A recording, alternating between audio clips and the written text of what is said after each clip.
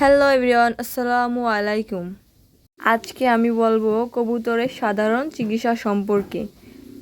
কবুতর পালন করতে হলে অবশ্যই ভিডিওটা শেষ পর্যন্ত দেখবেন। অনেক সময় দেখা যায় কবুতর অসুস্থ হলে চোখ লাল হয়ে যাওয়া, পাখনা ঝরে বাঁকা হয়ে যাওয়া বা ঝলে যাওয়া, তো তখন থেকে আমাদের কবুতরের চিকিৎসা নেওয়া শুরু করতে হবে।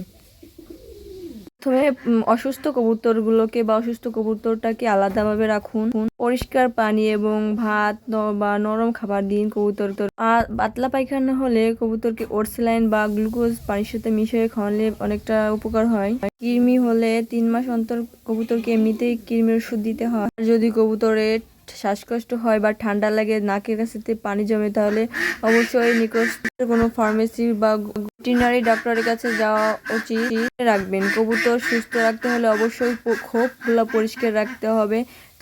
তো এরকম ধরনের কবুতর বা অন্য কোনো পশু পাখি চিকিৎসা সম্পর্কে টিপস পেতে অবশ্যই আমাদের চ্যানেলটা সাবস্ক্রাইব করবো এবং আমার কমেন্টে জানাও ভিডিওটা কেমন হয়েছে, আর লাইক করতে ভুলো না। তো বাই বাই, দেখাবো অন্য ভিডিওতে।